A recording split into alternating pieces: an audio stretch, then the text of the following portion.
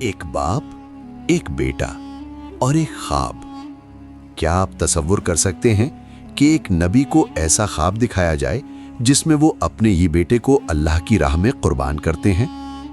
یہ وہ لمحہ ہے جس نے تاریخ انسانیت کو ہلا کر رکھ دیا اور ایمان کی سب سے بڑی آزمائش کو دنیا کے سامنے ظاہر کیا۔ حضرت ابراہیم علیہ السلام، وہ عظیم نبی جنہیں اللہ نے خلیل اللہ کا لقب دیا، ان کی زندگی قربانی، صبر اور ایمان کی روشن مثال ہے۔ آج ہم اس عظیم واقعے کو دیکھیں گے، وہ خواب، وہ آزمائش اور وہ قربانی جس نے قیامت تک کے لیے مسلمانوں کو اطاعت اور ایثار کا درس دیا۔ رات کا سکوت، حضرت ابراہیم علیہ السلام نیند میں ہیں۔ ایک خواب بار بار ان کے سامنے آتا ہے۔ وہ دیکھتے ہیں کہ اپنے بیٹے اسماعیل علیہ السلام کو اللہ کی راہ میں قربان کر رہے ہیں۔ یہ خواب عام نہیں، یہ وحی ہے۔ نبی کا خواب حقیقت ہوتا ہے۔ دل میں لرزہ، آنکھوں میں آنسو، مگر ایمان میں کوئی شک نہیں۔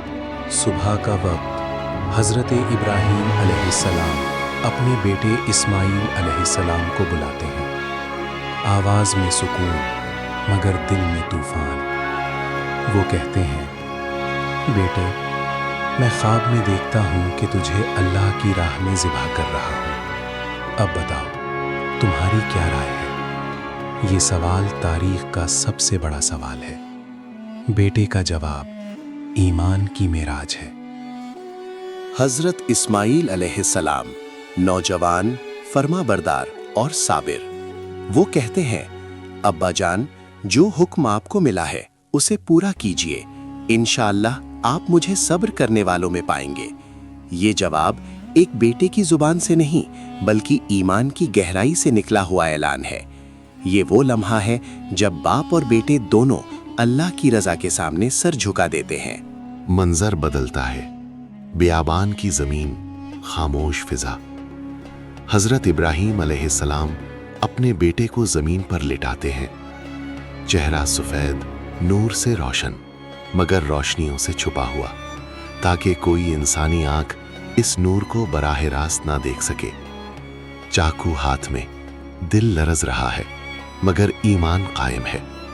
یہ وہ لمحہ ہے جب زمین اور آسمان دونوں خاموش ہیں۔